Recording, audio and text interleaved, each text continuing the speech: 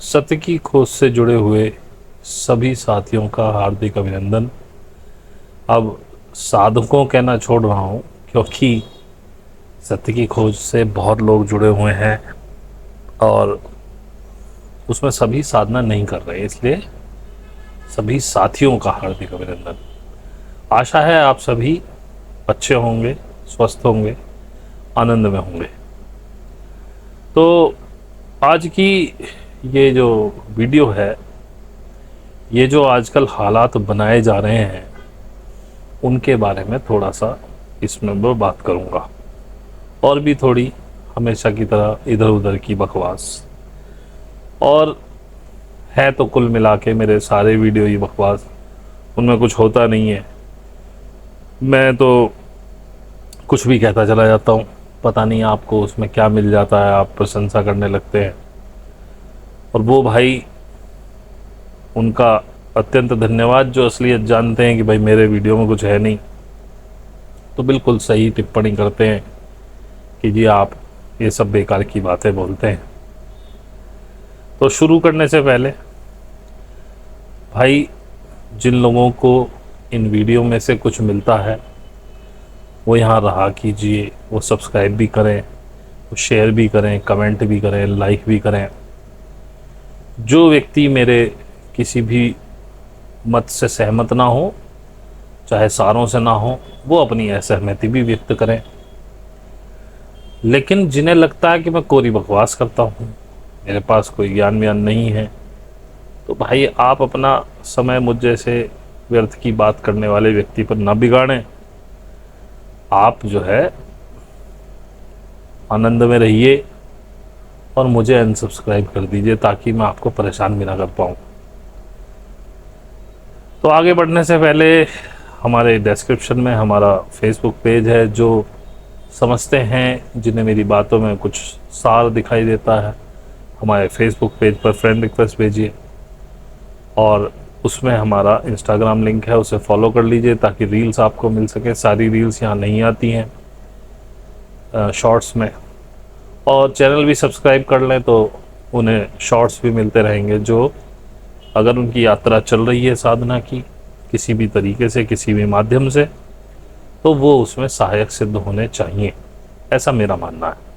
बाकी बहुत लोगों की निगाह में मैं कोरी बकवास ही करता हूँ, जो कि सत्य है। अब कभी कभी बकवास में भी किसी को कुछ अच्छा मिल जाता है तो उसके लिए है। बाकी जिन्हें कहीं कोई ध्यान सीखने का और छोड़ना मिल रहा हो, उनका स्वागत है, आप मुझसे सीख सकते हैं। वहाँ पर मेरा व्हाट्सएप नंबर है, इंस्टाग्राम है, आईडी है।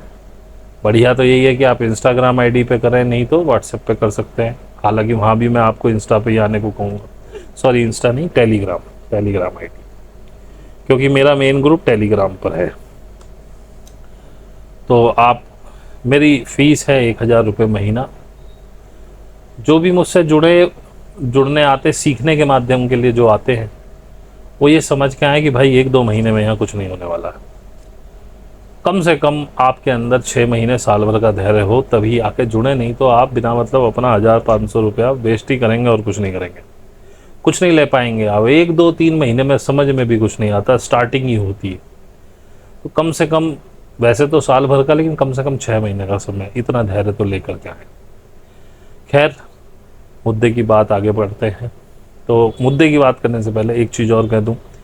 एक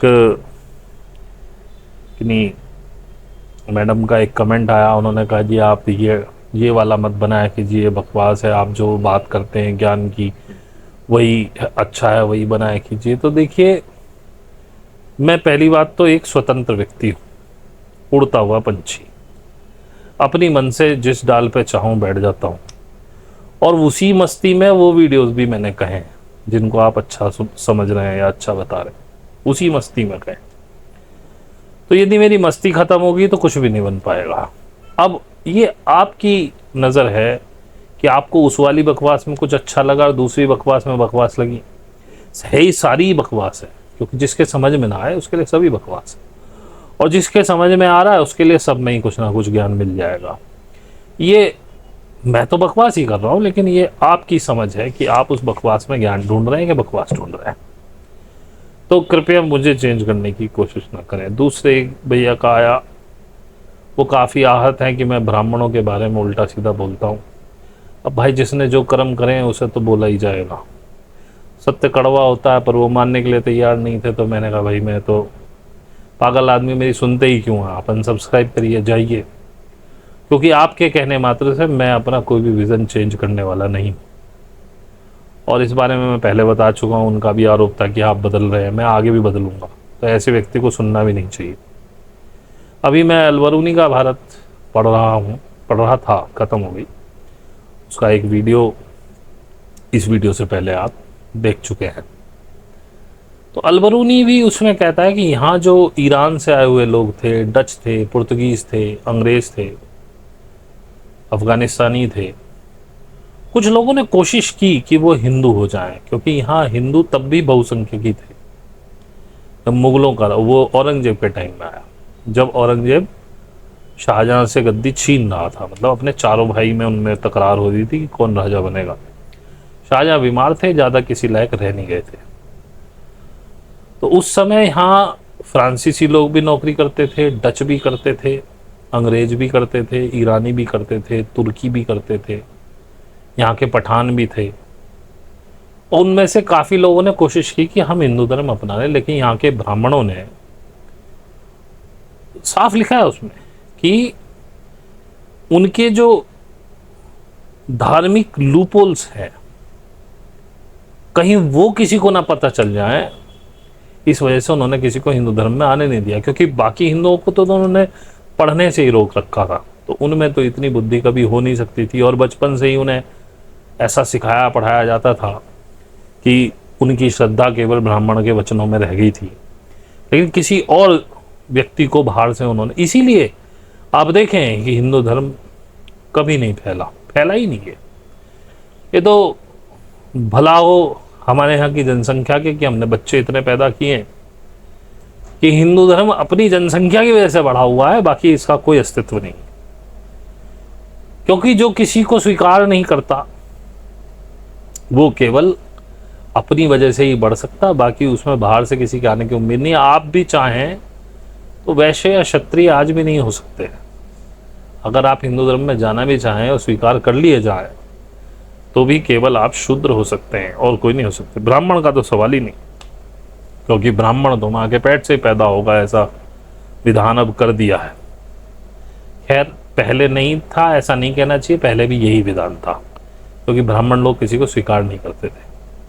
और अगर वो भाई, पता नहीं क्या अनुभव या अनुपम नाम शायद उनका था, अगर वो गलती से सुन रहे हो तो भाई बिल्कुल लेटेस्ट उदाहरण बता रहा हूँ। अभी मोदी जी वहाँ गए थे, आपकी बातों से ऐसा लगा आप मोदी में आपकी श्रद्धा भी बहुत होगी। अभी यूक्रेन गए थे मिलने के लिए जेलेंस्की से, तो उनका भाषण जो है आया था टीवी चैनलों में, तो उन्होंने वहाँ ये नहीं कहा कि मैं राम और कृष्ण के देश से आया हूँ, उन्होंने वहाँ कहा मैं बुद्ध की धरती से आया हूँ और मैं गांधी की धरती से आया हूँ।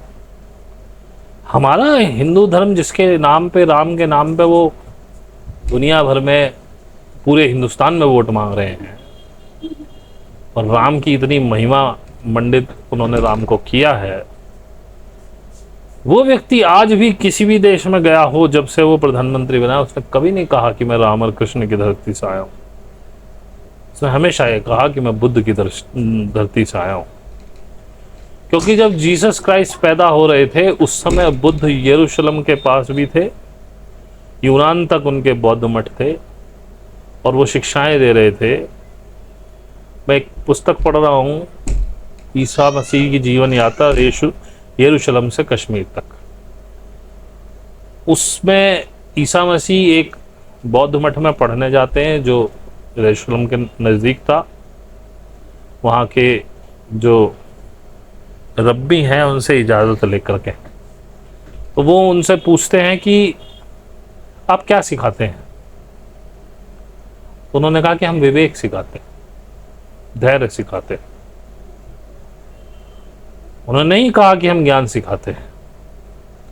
और बौद्धिस्ट में हालांकि महायानी बौद्ध थे, क्योंकि वहाँ उन्होंने बौद्ध की प्रतिमा देखी और महायानी बौद्धों ने ही थोड़ा सा ज़्यादा वो फैले।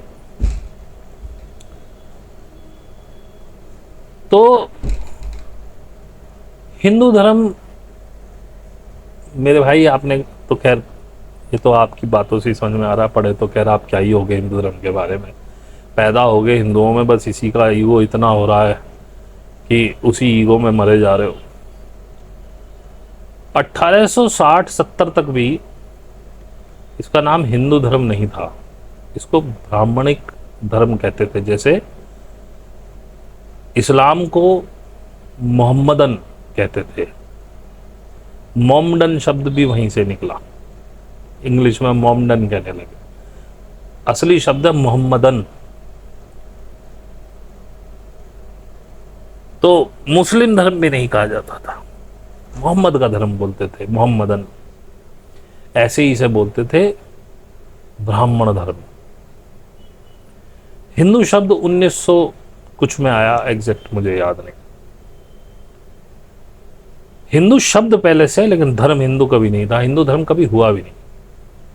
और जिस सनातन धर्म की आप बात कर रहे हैं, उस सनातन का सबसे पहला वाक्य बुद्ध ने बोला था, एस धर्मो सनातनो। इससे पहले सनातन शब्द का प्रयोग नहीं किया गया था। तो सनातन धर्म भी जिसे आप कहते हैं वो बौद्ध है। दूसरी बात आपको बताऊं, आप कहते हैं कि वेद जो है ब्रह्मा के मुख से निकले, सृष्टि के उद्गम में निकले। ऋग्वेद के प्रथम मंडल का एक, मेरे 5 पार्ट है ऋग्वेद के, प्रथम मंडल का ही पार्ट चल रहा है, फर्स्ट में पूरा कर चुका हूं, सेकंड शुरू किया है। ऋग्वेद के एक भी श्लोक में मुझे ओम नहीं दिख रहा है, ओम, क्योंकि ओम भी महायानी बौद्धों की उपज है। महायान में ओम शब्द मिला।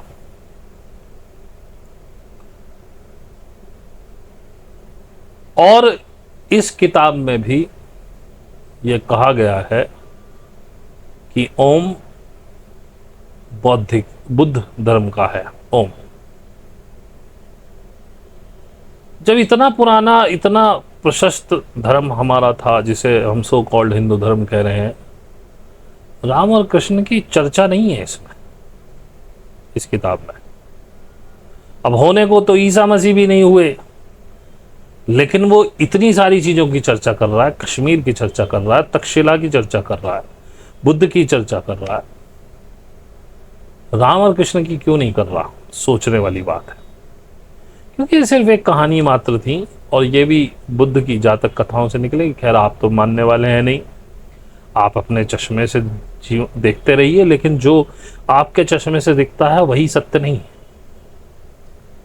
सत्य थोड़ा कड़वा भी होता है, इसे गले से उतारना भी बड़ा कठिन काम है, विष पीने जैसा होता। जो शिव हैं वही इस विष को ग्रहण करते हैं। अब आप तो शिव पे भी नाच जाओगे। शिव जिसका आपने नाम रख दिया, जिसे आप भोलेनाथ महादेव कहते हैं, वो कोई शिव कोई किसी व्यक्ति का नाम नहीं है। शिव गुण है, जो परम कल्याणकारी वस्तु हो, जो सबका कल्याण करती हो, वो भी शिव है। ऐसा कोई व्यक्ति हो, वो भी शिव है। शिव गुण है, शिव व्यक्ति नहीं। तो इसीलिए मैंने कहा जो शिव है वही सत्य को धारण कर सकता है। सत्यम शिवम सुंदरम, इसे हमने कहा सत्य ही शिव है, शिव ही सुंदर है। मैं कहता हूं सत्य को जो धारण करता है वो शिव ही हो सकता है, या इसे ऐसा कहना चाहिए, जो शिव है वही सत्य को धारण करता है और वही सुंदर भी हो सकता है। या इसे ऐसे कहें, जो सुंदर है वो तब तक सुंदर नहीं जब तक शिव ना हो, और वो शिव तब तक शिव नहीं जब तक वो सत्य को धारण न करे। गरल को गले में, कंठ में धारण करना बताया जाता है। गरल यानी विष, यानी पॉइजन। कहते नीलकंठ गले में धारण किया। आप जरा कोई भी चीज गले में धारण करके देखो। पानी रोको, आधा मिनट रोको, 30 सेकंड रोको अपने गले में पानी, क्योंकि पानी को तो निगल जाओगे, नुकसान तो नहीं होगा ना। तो जब कहा जाता है कि शिव गरल को धारण करते हैं, तो मैं कहता हूं शिव सत्य को धारण करते हैं, और सत्य उनके कंठ में है। और वो सत्य की जो प्रकृति है, विष की तरह सत्य होता है। कड़वा जो सत्य है उसको अपने कंठ में धारण करते हैं, इसलिए शिव है।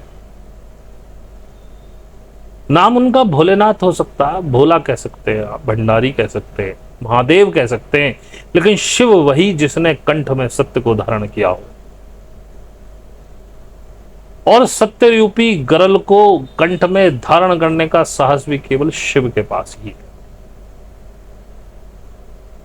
तो शिव कोई व्यक्ति नहीं, हर वो व्यक्ति जो अपने कंठ में इस गरल रूपी सत्य को धारण करता है वही शिव है। अब देखिए, मैं बाबाओं की तरह बात कर रहा हूं। इसमें बहुत लोगों की को अच्छा लगेगा, क्योंकि बातें कुछ उनकी सोच से मिलती जुलती आ गई। यही तो हम करते हैं, लेकिन सत्य सत्य है, उसे किसी प्रमाण की आवश्यकता नहीं। आप सिर्फ सुन करके ये कह दे कि मैंने गलत कह दिया, नहीं, प्रमाण लेके आओ ना कि ये सत्य है। मैंने प्रमाण दिया आपको, चलिए मैंने नहीं दिया, मैंने आक्षेप लगाया, तो आप प्रमाण से सिद्ध करिए। वो भाई साहब कह रहे हैं कि फिर कैलाश पर्वत झूठा है, जो भेंट द्वारिका में द्वारका समुद्र के नीचे बसी हुई झूठी है। आपने देखा उस कैलाश पर्वत पे कभी शिव को बैठे हुए? आपने देखा उस द्वारका में जो समुद्र के नीचे चल गई, जिसमें कृष्ण घूम रहे हो, राधा घूम रही हो, रुक्मिणी घूम रही हो? ऐसा भी तो हो सकता है जब ये कथाएं लिखी गई तो ये सब चीज ध्यान में रखी हुई लिखी गई कि अच्छा वहां एक महल डूबा हुआ पड़ा, चलो उसे द्वारका बना देते। वहां एक पर्वत है कैलाश पर्वत का, अगर आप देखेंगे वो देखने में स्तूप जैसा लगता है, और इस कैलाश को बौद्धों में भी बहुत माना जाता था। स्तूप की संरचना वहां से हुई, और यही स्तूप हड़प्पा मोहनजोदड़ो की खुदाई में भी मिला। और उसमें बहुत सी मूर्तियां मिली, किसी ने कह दिया ये महादेव है। उसमें एक मूर्ति मिली पशुपति, तो पशुपति तो सिंह का मुखौटा यहां लगाए हुए हैं और योग की मुद्रा में बैठे हुए हैं। अब पशुपति से आपने तुरंत जोड़ दिया ये महादेव, ऐसे कैसे हो जाएगा? वहां तो भूदेवी भी है। अब भूदेवी बौद्धों में मानी जाती थी, हरिति उसका नाम रखा गया बाद में। प्रकृति, उसी को भूदेवी कहा गया, उसी को हरिति कहा गया। अब आप कहेंगे मैंने हरिति तो पहले बताई कि जो है वो एक यक्षिणी थी, आदमियों खाती। ये दंत कथा है उनकी। दंत कथा केवल हिंदुओं में ही नहीं है कि पार्वती जी ने अपने महल से गणेश जी बना दिए, शिव जी ने उनका सिर काट दिया, हाथी का लगा दिया। और मैं कहता हूं कि आप एक वयस्क नर के ऊपर हाथी के बच्चे का सिर रख के देखो, कहीं से फिट ही नहीं बैठता भाई साहब। तो स्पेशल हाथी पैदा हुआ था क्या वो, जिसकी गर्दन इतनी पतली थी कि वो आदमी के बच्चे के गर्दन पे बैठ जाए? ये सब दंत कथाएं। ऐसी हाथी की भी थी, मुझे तब उतना ही पता चला हाथी के बारे में, तो मैंने वो आपको बता दिया। आज मुझे पता है कि हाथी प्रकृति भूदेवी को लिखा जाता था, और उस समय बड़ा प्रचलन में था। बहुत से लोग लिखते थे हरिति पुत्रस अपने नाम के आगे, जैसे भगवान दास हरिति पुत्रस। और कहीं ना कहीं मेरा गोत्र हारित भी वहीं से ही निकला हुआ है। तब मेरी पढ़ाई जितनी थी मैंने वो बताया, आज मैं पढ़ चुका हूँ, मुझे पता है। तब मैं विस्मित था कि मैं चमारों के गोत्र में से ही ब्राह्मण कैसे हुआ। तो आज मुझे पता चला कुछ क्षत्रिय ब्राह्मण भी हुए, क्षत्रिय पुरोहित हुए, जहाँ पर क्षत्रियों ने ब्राह्मणों का पूर्ण रूप से निषेध कर दिया अपनी राज्य में, इनके कर्मों की, कुकर्मों की वजह से। और जहाँ वर्ण व्यवस्था नहीं चलती थी, गणसंघ थे, लेकिन मंदिर वहाँ भी थे, बुद्ध को माना जाता था, उन मंदिरों की पूजा होती थी। तो वहाँ कुछ लोगों ने ये ब्राह्मण धर्म अपना लिया। उनमें से कुछ हरिति पुत्र लिखते होंगे, वो बाद में वो गोत्र हारित बन गया। गोत्रों का मुझे पहले पता ये था कि भाई गोत्र जिन ऋषियों की संतानें हैं उनकी आगे बढ़ते हुए गोत्र हुए, लेकिन नहीं, आगे पता चला कि जो लोग भी जिन विद्वानों को अपना गुरु स्वरूप मानते थे वो उनका नाम गोत्र के रूप में स्वीकार कर लेते थे।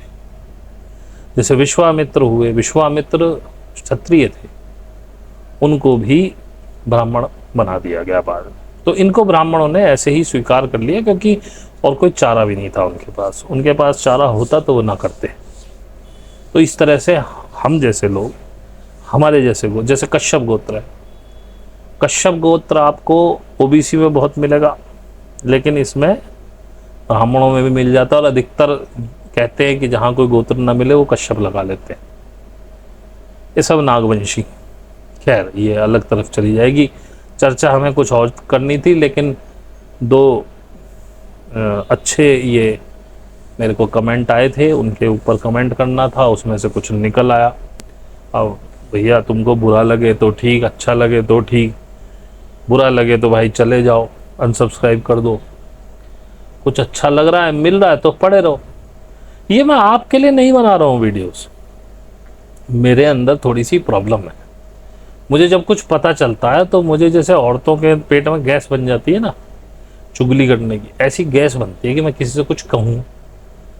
अब मैं अपनी पत्नी से पहले कहता था तो पत्नी आधी सुनती आधी सोती, उसकी हवाई जहाज सिर के ऊपर से निकलता रहता। तो मैं ऐसे ही अपने दोस्तों की जान खाता रहता, तो उन्होंने अपनी जान छुड़ाने के लिए मुझे प्रोत्साहित किया कि आप YouTube चैनल चलाएं। अब मैंने YouTube चैनल चला दिया।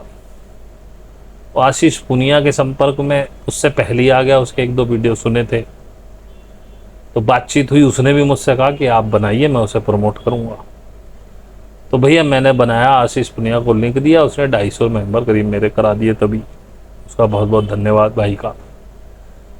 और अब मेरी ये जो गैस है यहाँ निकलती है सब बकवास, इसमें कोई सार की बात नहीं। लेकिन हम 140 करोड़ भारतीय हैं, इनमें से 100, 200, 500 ऐसे निकल आएंगे जिन्हें मेरी बकवास में सार मिल जाएगा, क्योंकि हम लोग इतने विविध हैं। हमें आसाराम की बातों में सार मिल गया, हमें रामपाल की बातों में सार मिल गया, हमें सदगुरु की बातों में सार मिल गया। हमें तो हमारे घर में जो पुरोहित आता जिसे पता कुछ नहीं, मेरे यहाँ पुरोहित आते थे, सत्यनारायण की कथा एक बार हमने करवाई, मैंने उस कथा पढ़ ली, मैं उससे बोला महाराज इसमें कथा कहाँ है, ये पूरी कथा में आप सिर्फ यही कह रहे हैं। उसने पढ़ ली तो उसका अच्छा हो गया, वो भूल गई तो उसका बुरा हो गया। इसका मतलब भगवान को तो चापलूसी पसंद है। पहली बात तो ये निकली है। दूसरी बात, कथा क्या है? कथा वो आज तक नहीं बता पाए, लेकिन उनकी बातों में हमें सार लगता है। श्रद्धा एक ऐसा ही विषय है जो अंधा कर देती है, और भक्ति उससे भी ऊपर। श्रद्धा और भक्ति में बुरे अच्छे का भान नहीं रहता। जिस पे आपकी श्रद्धा, जिसको गुरु मान लिया, और जिसमें आपकी भक्ति होगी, फिर वो गलत भी कहे। आसाराम जैसे लोगों को अपनी लड़कियां सौंप दी लोगों ने, उद्धार कर दो इनका, मीरा बना दी उसने, अब पड़ा हुआ जेल में। अब उसके भक्त तो अब भी कहते हैं कि भाई महाराज जी गलत फंसा हुआ, तो भैया उसका केस लड़ो ना।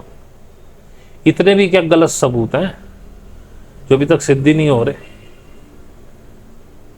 और हो सकता है उसे गलत फंसाया गया हो, मैं इस बात से डिराई भी नहीं करता। खैर, ऐसे ही दुनिया अंधभक्तों से भरी हुई है। और ये केवल हिंदुओं में नहीं है, हर धर्म में ऐसे ही अंधभक्त भरे हुए हैं, क्रिश्चियनों में, इस्लाम में, क्योंकि इस दुनिया के सबसे बड़े दो धर्म है, फर्स्ट क्रिश्चियन है, दूसरा इस्लाम है।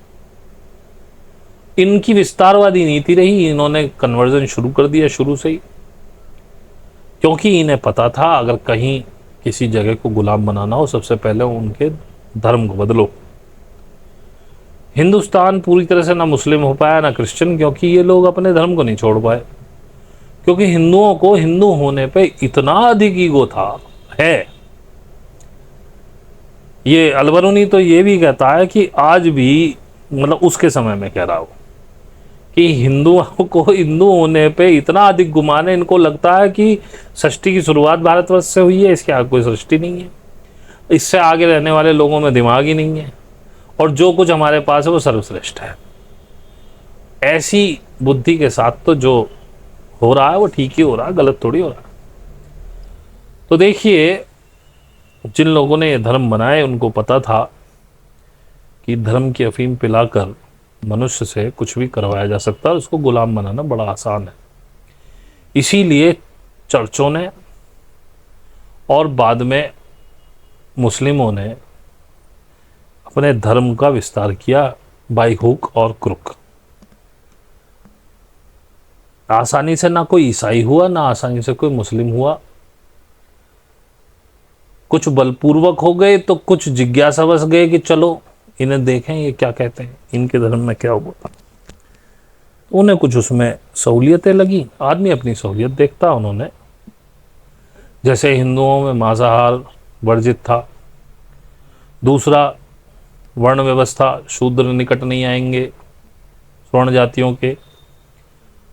लेकिन मुस्लिमों में और क्रिश्चियनों में ये तो था कि आप क्रिश्चियन हो गए तो आप बराबर का। हालांकि क्रिश्चियन में एक अलग तबका भी है, लेकिन वो कभी ग्राउंड लेवल पर नहीं आते हैं। ग्राउंड लेवल पे तो आपको बराबरी की व्यवस्था मिल जाती है। हमारी बच्चों की स्कूल की वैन चलाता है लड़का, वैसे वो जाति से वाल्मीकि है, लेकिन वो बहुत पहले क्रिश्चियन हो गए। अब उनके क्योंकि वो तो पैसे भी देते थे क्रिश्चियन बनने पे, और ऊपर से बराबरी का अधिकार, तो उन्होंने स्वीकार कर लिया उसको। ऐसे ही मुस्लिमों में हुआ।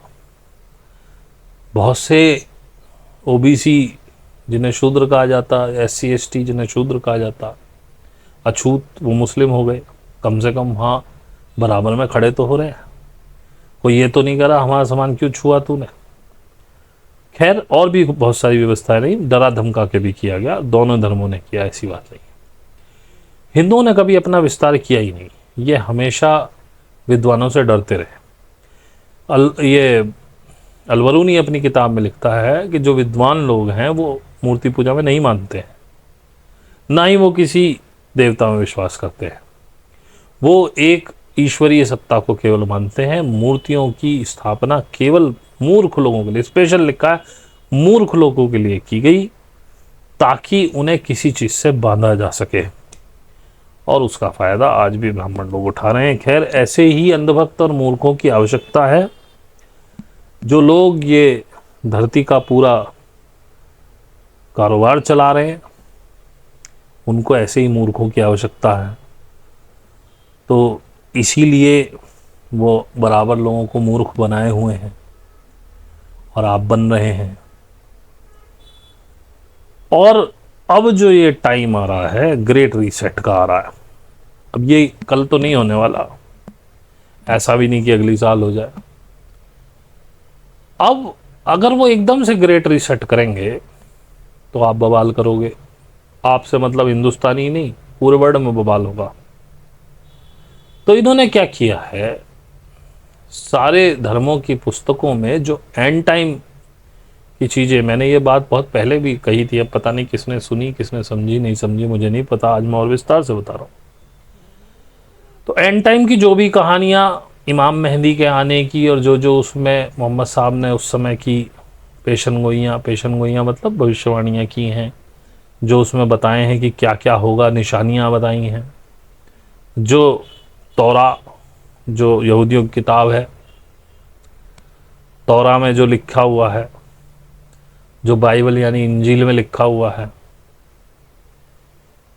ये सारी चीज़ें।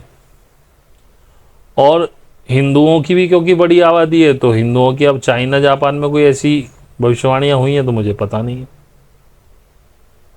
तो इन्होंने मैक्सिमम जो ज़्यादा डोमिनेंस वाले धर्म हैं, जिनकी जनसंख्या बहुत ज़्यादा है, उन लोगों को हाँकने के लिए, हाँकना ही शब्द कह रहा हूँ क्योंकि पशु लोग हैं, ये पशुवत है, इनकी कोई बुद्धि तो है नहीं। इन्हें हाँकने के लिए उन्होंने वही चीज़ें क्रिएट करनी शुरू कर दी हैं। जैसे इज़राइल में एक पूरा ग्रुप लगा हुआ है जिसको सरकार से पैसे भी, मदद पूरी मिल रही है हर तरह की। वो रेड कलर की हीफर बछिया ले आए हैं क्योंकि उनके यहाँ है कि कुछ है बिल्कुल रेड बछिया जिस पर कोई दाग ना हो, उसको उसकी बलि देना है, उसकी कुर्बानी देनी है, फिर जलाना है, पता नहीं क्या क्या करना है, और थर्ड टेम्पल का उद्घाटन करना है। और ट्रंप के टाइम से, जिसमें सऊदी ने भी हिस्सा लिया था, ये थर्ड टेम्पल का सिक्का विक्का भी जारी हुआ था। ये बहुत पहले की बात है। ये बराबर चल रहा है, वो अपने अपने हिसाब से चल रहे पूरे। आपको प्रॉब्लम है, उनको प्रॉब्लम नहीं है, वो तो अपने बराबर गति से चल रहे हैं। मैंने एक वीडियो भी पहले दिया था कि सावधान रहो, सब कुछ अपनी गति से चल रहा है, बस आपका ध्यान इधर उधर भटकाया जा रहा है। अब जो मोहम्मद साहब की पेशन गोइयाँ, उनके हिसाब से बात चल रही है। अब हमारे यहाँ मौलाना सज्जाद नोमानी, जिनको मैं काफ़ी सुना करता था पहले, अभी उनका एक वीडियो आया तो उन्होंने वो सारी निशानियाँ लोगों को बतानी शुरू कर दी कि देखो अब ये हो रहा है, ये मोहम्मद साहब ने कहा था, अब बिल्कुल क़यामत के नज़दीक है, इमाम महदी आने वाले। इधर कई लोगों ने भविष्यवाणी खोलनी शुरू कर दी है कि देखिए जी बंगाल से शुरू होगा, तो बांग्लादेश में शुरू हो गया, अब ये प्रलय शुरू हो गई है, अब कोई कह रहा है 2025 में ख़त्म हो जाएंगे, तो प्रलय आ जाएगी, फलाना ढिमकाना। कुछ और भविष्यवाणियाँ जो बड़ी पुस्तकों में, जिन्हें लोग ज़्यादा मानते हैं, वो भी क्रिएट की जा रही, क्योंकि उनको तो पता है कि ना कोई देवता हुआ ना देव हुआ, यीशु मसीह भी नहीं हुए, कृष्ण राम भी सब कहानियाँ ही हैं। लेकिन मोहम्मद साहब हुए, लेकिन कुरान उन्होंने अपने हिसाब से बनाई है। तो इन भेड़ों के झुंड को कैसे हाँकें, सबसे बढ़िया तरीका है एंड टाइम की जो निशानियां हैं हर पुस्तक में, वो लोग उन्हें वैसा ही बना रहे हैं। ये सब कृत्रिम रूप से बनाई जा रही हैं। लेकिन आप जैसे अंधभक्त जो मुझे सलाह देते हैं, क्योंकि सलाह किसी को देनी नहीं चाहिए, मैं भी जब वीडियो बनाता हूं तो मैं कहता हूं ये मेरी अपनी समझ है, मेरे अपने अनुभव हैं, लेकिन ये बकवास है आपके लिए जब तक आपके अनुभव ना हो। तो आप भी ऐसे अनुभव पाने की प्रयास में लगो। लेकिन आप मुझे बदलने की सलाह देते, आप बदले जो मैं बदल जाऊंगा। मेरे इतने वीडियो सुनने के बाद आप नहीं बदले तो मेरे से क्या उम्मीद करते हो? मैं तो और ज़्यादा पक्का हूँ आपसे। आप जितने आस्तिकता पे पक्के हैं, मैं उतना नास्तिकता पे पक्का हूँ। खैर, तो अब सब धर्मगुरुओं ने इसकी बातें करनी शुरू कर दी हैं। तो आप मूर्ख जितने भी मूर्ति पूजक आदि, बिना मूर्ति पूजक भी मूर्ख हैं, जो धार्मिक, मूर्ख मतलब धार्मिक, जितने भी धार्मिक लोग हैं, अब उन्होंने माइंड मेकअप शुरू कर दिया, वे प्रलय आने वाली है, अब जो है बस ख़त्म ही होना है सब कुछ। तो जब आपने मान ही लिया है तो ये ख़त्म कर ही देंगे। अब ये अभी निशानियां शुरू कर रही हैं, अभी आपका माइंड मेकअप होगा 2-3 साल तक, 4 साल तक, फिर किसी दिन भी बूम ख़त्म। और मैं ये पहले भी कह चुका हूँ, ये जानबूझ के किया जा रहा है। उन सारी भविष्यवाणियों को सच किया जाएगा ताकि आप ये मान लें कि ये हो रहा है, और ये होगा ही। धर्म बहुत अच्छी चीज़ है लोगों को हाँकने के लिए, इसमें ज़्यादा मेहनत नहीं लगती। और इन्हीं धर्मों के सहारे एक दिन ये सारे धर्मों को मर्ज करा देंगे, किसी एक व्यक्ति को दिखा के कि भाई सारे धर्म के लोग उसमें सरेंडर कर देंगे, और ये तमाशा आपको ब्लू बीम पे दिखा दिया जाएगा। That's all. सारे धर्म खत्म, फिर एक धर्म चालू। और आप लोगों के होते हुए, धार्मिक लोगों के होते हुए ये कठिन भी नहीं है। खैर धार्मिक ना होते तो भी अगर होना होता तो होता, लेकिन इस तरह से नहीं होता। एक बात और बताऊं, बीच में याद आ गई, वो जो कोई लेडी थी जिन्होंने कमेंट किया, उन्होंने ये भी कहा कि आप ये मेडिटेशन प्रीच करते हैं तो आपको ये सब नहीं, ऐसे नहीं करना चाहिए, ऐसे नहीं बोलना चाहिए। प्रीच करना यानी कि भाषण देना। तो देखिए, ना तो मेडिटेशन प्रीच करने की वस्तु है और ना इसे सिखाया जा सकता है। मेडिटेशन कभी प्रीच किया ही नहीं जा सकता। अगर मैं प्रीच करने वाला होता, प्रीच करने की तो खैर बात ही छोड़ दो, क्योंकि प्रीच तो हो ही नहीं सकता मेडिटेशन में। क्या प्रीच करोगे, क्या प्रीच करोगे मेडिटेशन में? मैं जो बता रहा हूं, मैं अपने मेडिटेशन के अनुभव बता रहा हूं, और जब तक ये अनुभव आपको ना हो, ये सब बकवास है, टोटल कोरी बकवास है। और इसको बताने का पर्पस सिर्फ इतना है कि इस रास्ते में ये चीजें मिलती हैं, ये अनुभव होते हैं, ताकि आप जब चलें और ये अनुभव हों तो आपको अटपटा सा ना लगे। इससे ज़्यादा इसका कोई उद्देश्य नहीं है। लेकिन जब तक आप इन अनुभवों को ग्रहण करने के लिए आगे ना बढ़े, खुद पे काम ना करें, तो ये कोरी बकवास है। दूसरा, इसे सिखाया नहीं जा सकता। अगर सिखाया जा सकता होता तो मेरे जितने लोग सीख रहे हैं मुझसे, सबको सिखा देता। इसे केवल सीखा जा सकता है। सिखाने वाले में कोई कमाल नहीं है, क्योंकि अगर सिखाने वाले में कमाल होता तो सबको सिखा देता। मैं आज भी परेशान हूं, बहुत से लोग बहुत समय से मेरे साथ जुड़े हैं लेकिन नहीं सीख पा रहे। जुड़े हैं, आज भी सीख रहे हैं। उनको लगता है कि मैं कुछ कमाल कर दूंगा, मैं सिखा दूंगा। पर जैसा कि मैं कह चुका हूं, इसे सिखाया नहीं जा सकता, इसे सीखा जा सकता है। इसमें कोई गुरु नहीं होता, गुरु कोई हो ही नहीं सकता, केवल शिष्य हुआ जा सकता है। और एक शिष्य होने पर उसके मेंटर को, मार्गदर्शक को गुरु की पदवी मिलती है। और गुरु का पद जो है बड़ा ही छिछला और लुढ़कना है, ये सदा स्थिर रह जाए ऐसा संभव नहीं है। मान लीजिए मुझे एक, मेरे साथ सीखने वाला एक शिष्य हो गया, उसके शिष्य होने पर मैं गुरु हुआ, लेकिन कल को उसका दिमाग खराब हो गया, मैं तो नहीं मानता ना गुरु जाओ, मैं बेकार की बात में छोड़ दिया, आगे फिर आप जमीन पे नहीं रहे गुरु। तो गुरु इसमें होता ही नहीं, केवल शिष्य ही होना संभव है। मैं खुद शिष्य हूं, मैं खुद सीख रहा हूं। और शिष्य ही बन जाए आदमी तो भी गुरु होने के मार्ग पे आगे बढ़ा, क्योंकि यदि वो शिष्य बन गया तो एक दिन उसके साथ भी बैठ के सीखने वाले शिष्य बनेंगे, तब वो गुरु होगा। गुरु केवल वो व्यक्ति है जिसके पास बैठ करके इसको सीखा जा सकता है, जिसकी प्रेजेंस जरूरी है सीखने के लिए। वो सिखा कुछ नहीं सकता, किसी की कैपेसिटी नहीं है, किसी गुरु की कैपेसिटी नहीं है वो कुछ सिखा दे या कुछ आपको बता दे।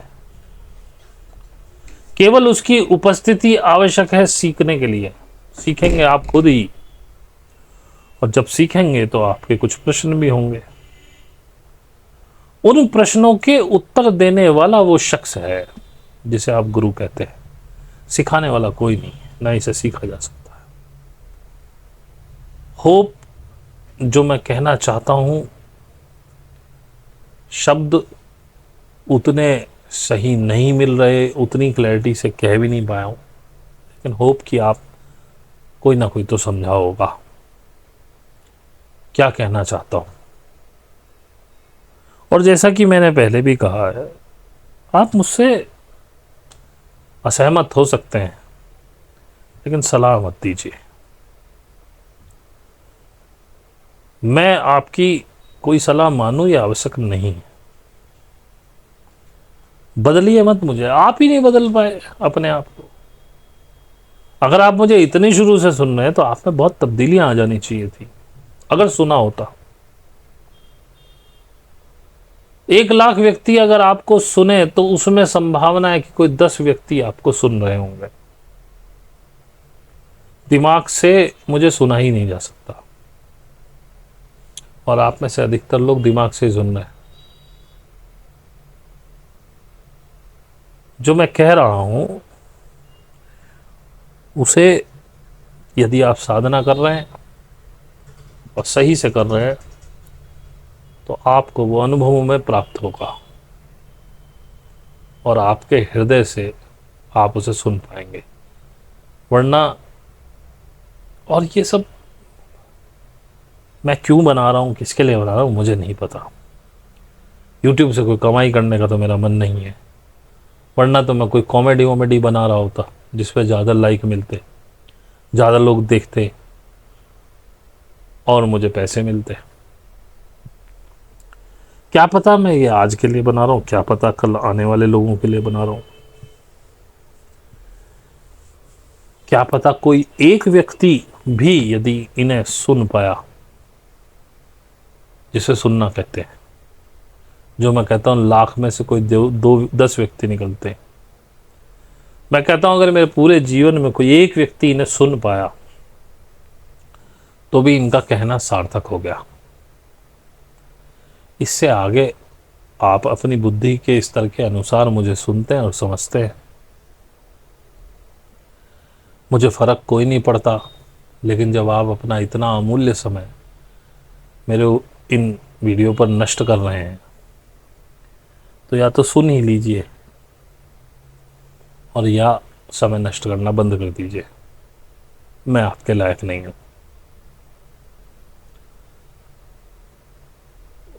सलाह मत दीजिए, क्योंकि मैं भी किसी को नहीं देता हूं। मैं सिर्फ कह के छोड़ देता हूं, आपका मन करे मानिए, मन करे मत मानिए। एक हमारे चाचा हैं, चाचा कहता हूं मैं उनको, नाम मुझे जानते हैं उनका, बहुत पहले से मेरे वीडियोस पे कमेंट करते हैं। पिछले एक कमेंट में उन्होंने कम से कम इतना तो माना कि चलो हम भी कुछ ज्ञान की बातें कर रहे हैं। उससे पहले तो उन्हें लगता था कि हम भी बकवासी कर रहे हैं। आप ध्यान में आप है नहीं, साधना आप कर नहीं रहे, पुराने अपने ज्ञान से लवरेज भरे हुए हैं। क्या आप मुझे सुन पाएंगे, क्या आप मुझे समझ पाएंगे? संभव ही नहीं। भरे हुए घड़े को और नहीं भरा जा सकता, छलक जाता है, फिर वो पानी बाहर निकलने लगता है। और आप लोग अपने उस ज्ञान के साथ मुझे सुनना चाहते हैं। ज्ञानी होकर मुझे सुना ही नहीं जा सकता, और मुझे क्या, ज्ञानी होकर के आप उस ईश्वर को भी प्राप्त नहीं कर सकते। मैंने उसके लिए शायद एक वीडियो भी बनाया था कि अज्ञानी बनो। अज्ञानी जब तक आप नहीं होंगे तब तक आप कुछ नहीं जान पाएंगे। आपको पता है कि एक गिलास स्टील का हो, मिट्टी का हो, उसकी क्या खासियत है? उसकी खासियत है कि वो उसमें जल भरा जा सकता है और आपकी प्यास बुझ जाती है उस जल को पीने में, उस जल को ले जाने में आसानी होती है। लेकिन यदि वो गिलास पहले से भरा हुआ है, या ऐसा मान लीजिए कि किसी व्यक्ति ने एक गिलास बना दिया सोने का, लेकिन वो ठोस, और उसके बराबर में एक मिट्टी का गिलास पड़ा हुआ है, जैसे कि गिलास होता है, जैसे कुम्हार बनाता है, जिसमें खाली जगह है, जिसमें पानी भरा जा सकता है। आपको अत्यंत प्यास लगी हुई है, अब सोने के गिलास की कीमत आप समझें तो मिट्टी के गिलास से पता नहीं कितने हजार गुना कीमत उसकी है। लेकिन आपको प्यास लगी हुई है, अभी कौन सा गिलास आपको पसंद आएगा? मिट्टी वाला। और मिट्टी वाले की खासियत क्या है कि वो खाली है बीच में से। वो खाली है ताकि उसमें कोई भी द्रव्य या पानी भरा जा सके और वो आप अपने मुंह तक लाके उसे पी सकें। और जिस समय आपको प्यास लगी हुई है बेइंतहा, उस समय सोने के गिलास जो ठोस है, ठोस सोने का, जिसकी कीमत हजारों लाखों गुना मिट्टी गिलास से है, बेकार है आपके लिए। और गिलास के रूप में तो वो सोने का ठोस गिलास जीवन पर्यंत उसकी कोई कीमत नहीं है। देखने में गिलास जैसा जरूर है, गिलास नहीं, क्योंकि खाली नहीं। गिलास की कीमत उसके खालीपन से है। रसोई में बर्तन रखे होते हैं, हांडी रखी हुई है, कढ़ाई है, कुकर है, उनकी उपयोगिता उनके खालीपन से है। यदि वो ठोस कुकर में आपको दे दूं चांदी का भी, तो आपके किस काम का? सब्जी तो बन नहीं पाएगी। तो इस पूरे संसार में भी उसी व्यक्ति की कीमत है जो खाली है, जो अज्ञानी है, जिसमें कुछ नहीं है। क्योंकि जिसमें कुछ नहीं है वही कुछ ग्रहण कर सकता है। आप घर बनाते हैं, एक कमरा बनाया आपने, बड़ी अच्छी खिड़की दरवाजे लगाए, बड़ी सजावट की, उसकी उपयोगिता क्या है? उसकी उपयोगिता उसके अंदर के बीच के खालीपन से है। यदि वो कमरा खाली ना हो तो आप बताएं कि आप कहाँ रहेंगे? क्या उपयोगिता रही उस कमरे को बनाने की और सजाने की, संवारने की, यदि वो खाली नहीं?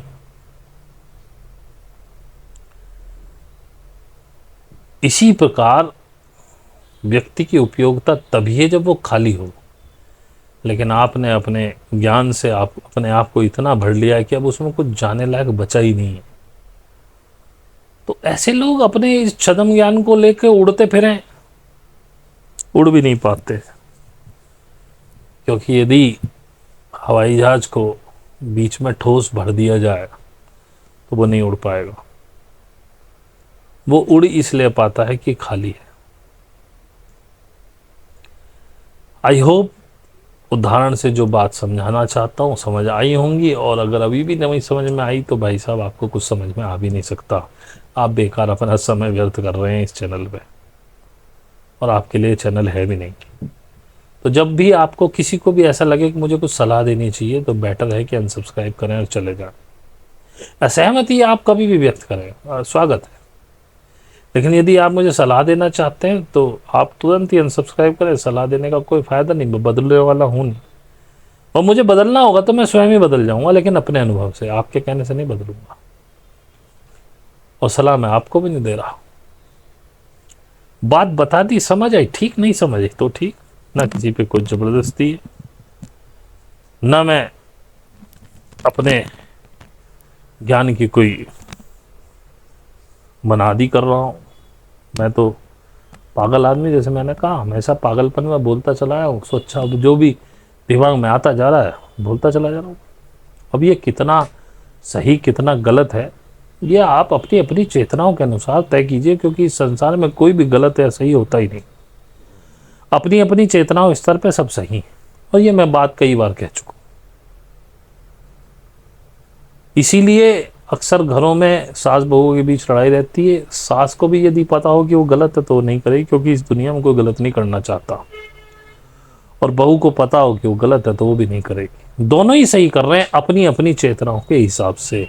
तो आप भी जो सुन रहे हैं, आपकी बात बिल्कुल सही है। यदि आपको मेरी बातों में बहुत सारी कमियां दिख रही हैं तो वो ठीक है, आपके चेतना के स्तर से वो कमियां हैं। लेकिन बहुत से लोग मुझे ये भी थैंक्स भी कहते हैं आपने बहुत अच्छी जानकारी दी, आपने हमारी आंखें खोल दी। तो इसका मतलब या तो वो सारे लोग भी गलत हुए, और मुझे गलत देखने वाले और मुझे सलाह देने वाले लोगों की संख्या बहुत थोड़ी है। तो मुझे अपने ऊपर ध्यान करने का कोई वो भी नहीं लगता इसमें कि मुझे करना चाहिए। और यदि वो उनकी संख्या ज़्यादा भी होती तो भी मैं अपने पागलपने में मस्त रहता, क्योंकि मेरे हिसाब से मैं ठीक ही हूँ और इसमें कोई बहस की बात भी नहीं। आपके हिसाब से आप भी ठीक ही हैं। अब मैं आपको कुछ बता सकता हूँ, आपका चेतना का स्तर तो नहीं चेंज कर सकता ना। अगर कभी इस जीवन में वो चेतना आपने पाई तो आपको मेरी बातें सही लगने लगेंगी, और नहीं पाई तो जैसे आप खुश रहिए। मुझे आपके चेतना के स्तर से कुछ लेना देना नहीं, ना मैं उसको बदलना चाहता हूँ ना आपको बदलना चाहता हूँ। आपकी जो सोच है आप उसमें मस्त रहिए, आराम से रहिए, मुझे कोई कष्ट नहीं है। जो इस समय तक इसको सुन रहे हैं उनका बहुत बहुत तहे दिल से धन्यवाद। बड़े धैर्य के साथ आप मेरी बकवास सुन रहे हैं। और अगर आपको अच्छी लगी हो तो भैया लाइक सब्सक्राइब कर देना, शेयर कर देना, कमेंट जो हो सके वो करिएगा। और जो सीखना चाहें, मेरा व्हाट्सएप नंबर उसमें दिया हुआ है डिस्क्रिप्शन में, उस पर आप अपना लिख दीजिएगा। 1000 रुपये महीना मेरी फ़ीस है, इससे कम पे मैं सिखाता नहीं। जिनको फ्री सीखने की इच्छा हो वो बौद्ध मठों में जाएं, मैं बौद्ध मठ नहीं चलाता हूँ। बाकी आपकी मर्जी, आपका यहाँ तक रहने का बहुत बहुत धन्यवाद। और ईश्वर करे कि आप भी अपने आनंद में मस्त हो जाएं और अपने आनंद को खोजें। बहुत बहुत धन्यवाद।